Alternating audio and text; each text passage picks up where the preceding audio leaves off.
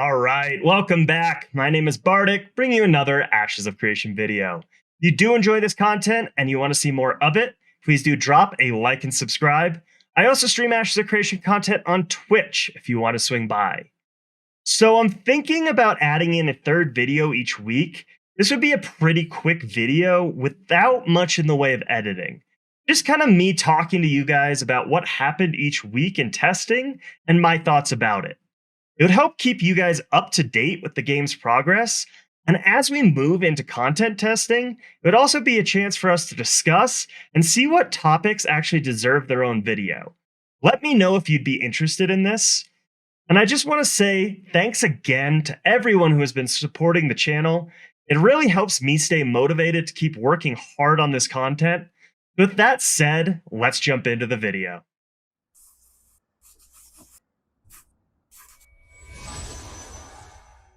So today's topic is going to be about Zergs, and how Ashes of Creation is attempting to prevent them from being effective. So let's quickly cover the basics of a Zerg for those not already familiar with it. The term originally comes from one of the playable races in StarCraft. Zerg lore and gameplay was focused on creating massive numbers of units to eventually overwhelm the opponent. Hence the term has now been coined to mean any unorganized mass of units. Almost every MMO without instance content that limits numbers has seen player Zergs dominate the content. I think it's pretty safe to say that almost no one actually enjoys Zerging in games.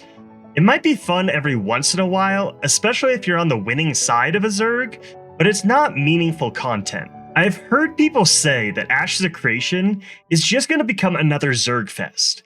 Games like that tend not to last because, as previously mentioned, it's not meaningful content.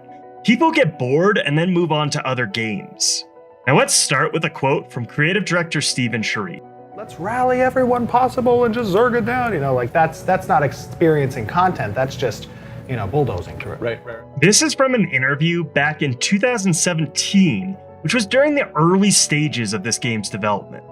It is a good sign that Intrepid already understood the problems with Zerging and have been thinking about how to prevent it at an early stage of development. Now, from my thousands of hours spent digging into this game, streaming, making YouTube content, and having discussions with fellow addicts, I have realized something about Ashes of Creation. The development team is very aware of the problems that a lot of MMOs have and are creating systems that attempt to solve them.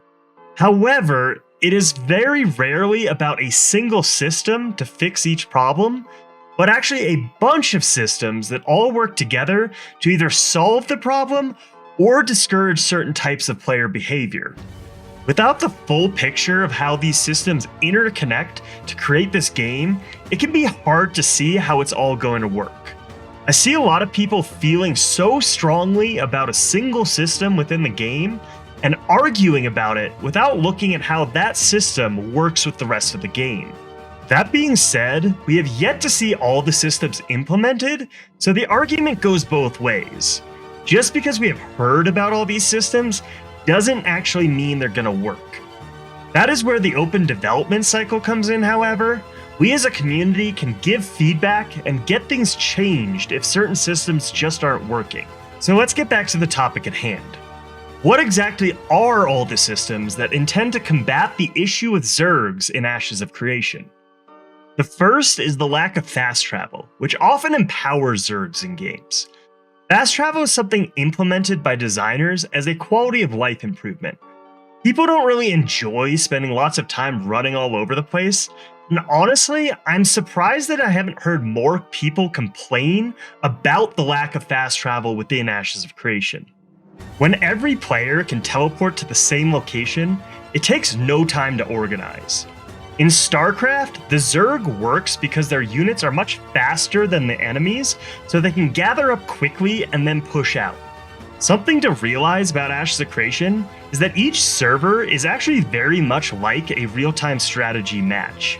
Any inefficient use of your time, any time spent not doing anything, is time that your enemy is using to gain the advantage on you.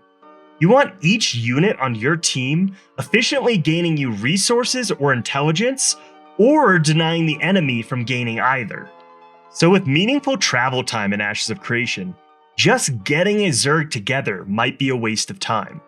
That doesn't mean, however, that there won't be times where it is the correct move to gather all your strength together and then push out. Another part of this is that just like different RTS units, players may have different move speeds.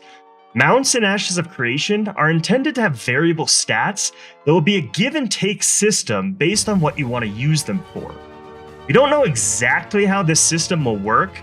Maybe every player will be able to get a mount with the highest move speed, but the more players in a Zerg, the more likely you are to have more casual players that may not have a perfectly optimized mount. Another thing to note is that we have seen guild perks that increase jumping and gliding control, which may give certain people more mobility to get certain things done. Just like an RTS game, you may want to group certain people together that work well to accomplish certain tasks. If you want to see the full list of known guild perks, check out the video at the top of the screen. This also leads right into the next Anti-Zerg mechanic, which is objective-based gameplay. This is not always as simple as you may be thinking.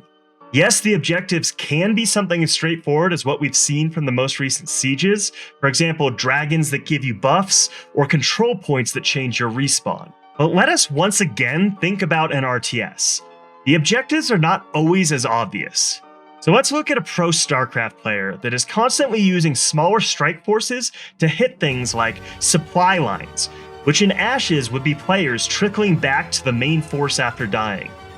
Or dropping into the base to disrupt mineral lines, which would be disrupting gatherers or PvE farmers in Ashes. The last commonly used tactic in StarCraft is destroying key tech buildings, which in Ashes would probably be closest to node specialty buildings or the relic system. So as you can see, there are a lot of different objectives that can be targeted to throw a wrench into the machine that is your enemy. Now, another system that Intrepid has talked about that is also prevalent in RTS games is the idea of different siege weapons and traps that are extremely effective against tightly packed groups. In StarCraft, how well a player can pull off a term called splitting, which is quickly spreading out clumped forces, is often the difference between a win and a loss.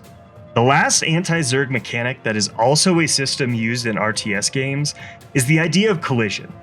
Now, this is a pretty controversial topic within the community, and there are issues on each side of the conversation. On the pro-collision side, there are issues with potential griefing, and it just being annoying, especially in combat. On the anti-collision side, there are issues with immersion breaking, and it being annoying, especially in combat. So here's what I honestly think it comes down to. Collision makes positioning and organization far more important. Smaller forces using proper choke points can hold off a far larger force, not only because the enemy can only fit so many people into that space, but also because they can't just group up and run past the defender's front line.